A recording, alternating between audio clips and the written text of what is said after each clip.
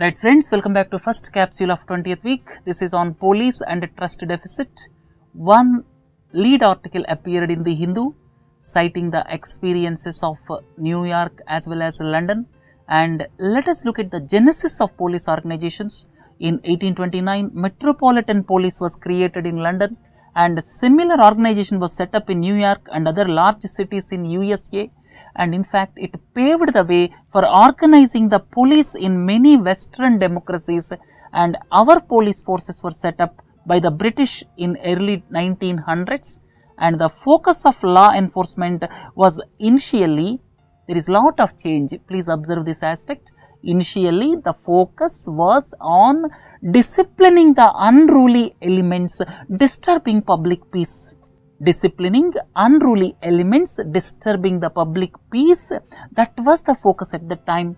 But if you see now, the type of crimes changed drastically and the police have to hunt for criminals depriving others of their life and property. So what I mean to say is, in those days it was something different, and now the type of crime changed drastically, and crime was petty in those days, not requiring any sophisticated methods of investigation and detection. And now the crime is too violent but also sophisticated with abundant use of technology. Overall, there is a fear psychosis created among elders, women and children, and the police organizations must rise up to the occasion. So here, what we have learnt in genesis of police organizations is, when the British created police forces in early 1900s, the type of crime was different. There were unruly elements which were to be disciplined. At the same time, the crime was petty in those days, and nowadays the type of crime changed. That is one thing. And second thing is, now abundant use of technology is being done by the criminals, right? Then if you look, what is the ground reality in our country? This is most important. The ground reality in our country is not that satisfactory. If you look at the police forces, if you look at the judicial system, somehow the system has not kept pace with the development in our country. And if you look at, there is a need for protection of life nowadays. Nowadays, protection of life became too important and it became paramount in comparison to guarding the individual property. And there is phenomenal expansion in the geographical area to be policed, and at the same time there is mind-boggling increase in the number of lives to be guarded, and there are only 140 policemen per 1 lakh people in our country, and this is very small compared to other countries or democracies. Then another important point is, substantial number of people are preoccupied with the problems of political party in power. So most of the police forces are preoccupied with the directions from the political party in power. And another point is, police are also associated with allegations of favoring rich and famous.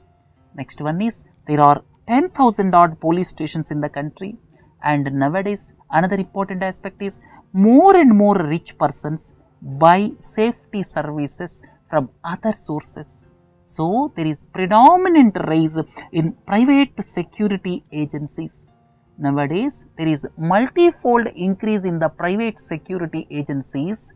Several organizations are using or taking the services of private security agencies, and sometimes this shows lack of trust on state police. Sometimes the organizations are using the private security services because the state police cannot provide security, and that is different story. But there is also an element of lack of trust on state police sometimes. So there is an urgent need to bridge the trust deficit. Overall, the trust deficit is quite high in police forces, and here there are two experiences. One is the experience pertaining to New York police. Here, more than a decade ago, New York Police instituted computer statistics program which is known as CompStat, computer statistics program, that analyzed crime with the help of computers. This CompStat analyzed crime with the help of computers. It also identified crime hotspots. At the same time, it took preventive action such as intensified patrolling. Police commanders were made to report to the commissioner each week, explaining how they were tackling crime in their jurisdictions. And this brought greater attention to crime in the field, and at the same time also enhanced police accountability at the grassroots level. So, the point here to make is there should be some computer statistics or computer based analysis of crimes to identify crime hotspots, where the crime is taking place, what type of crime is taking place, and in fact, CompStat gave desirous results. CompStat recently hired a reputed private agency to survey public opinion on police performance. This is very important if you look at India. What is the public opinion as far as police is concerned? And if this survey by the reputed private agency is introduced in our country also, things will improve like anything. So, in our country also, similar experiences can be tried. So, from the experience number 1, what is the lessons or what are the lessons to be learned? The lessons to be learned are, please go for computer analysis of the crimes. Please identify crime hotspots. Take more care as far as crime hotspots are concerned, and have a look on the antisocial elements with the help of these crime records through the computer analysis. Next one is engage private agency so that private agency will take citizen feedback honestly. You may get a phone call from some private agency. How do you feel about the police? How is your reaction when you go to the police station? So, like that, private agency can take feedback from the citizens.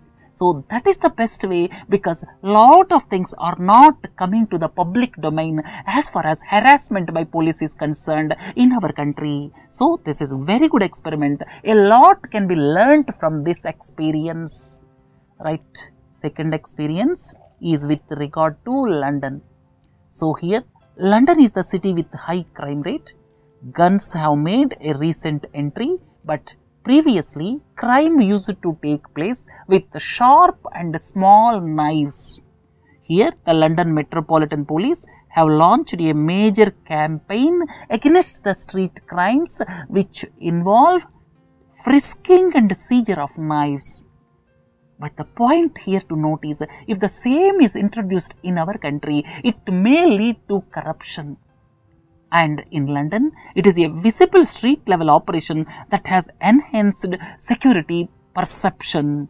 So, physical checks of youth in the streets has added to an element of deterrence. Subsequently, the youth carrying this type of knives reduced drastically.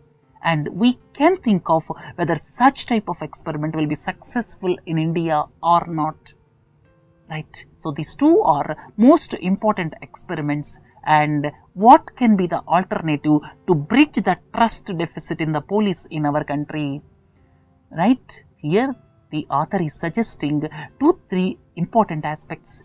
The first one is, here the author suggests availability of corps of leadership in the form of tech-savvy IPS officers. Young IPS officers who are tech-savvy, they can be selected and they can work closely with the community to carry out experiments in the field to upgrade safety at minimum cost to the government. They can borrow from several studies under the rubric of evidence-based policing, from the rules and regulations of evidence-based policing, right? So, technology is to be used, and for that purpose, world experiences can be taken. Tech-savvy IPS officers must be selected to head the technology wing, And the second aspect is spreading of internet at all levels of police. Nowadays, social media is all pervasive. So, use of social media in day-to-day policing information on crime incidents and criminals. At the same time, citizens are also encouraged to report crime through email or over social media. So, there must be a system. Social media must be used extensively because it is already all pervasive, and citizens must be encouraged to report crime through email or over social media, and the practice gives no option for the police but to act without fail and swiftly. The point to note is, if the reporting of crimes is made available through email as well as through social media, then what happens? Police have got no other option than to act immediately, because everything will be recorded, and it is common practice that for filing of first information report, it is too difficult in the present day juncture.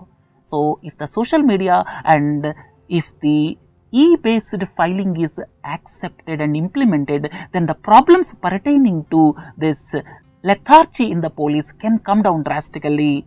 The participation of print and visual media gives further fillip to the exercise of sensitizing the police to the demands of the community. So, there is a need for making swift reforms in Indian police force. Right. So, this is all about first capsule. So, there are several reforms required in the Indian police system, especially this social media and e-filing of complaints will become handy for scrutinizing the police action after the complaint is filed. Right friends, with this let us conclude today's capsule number 1. Have a nice day. Thank you.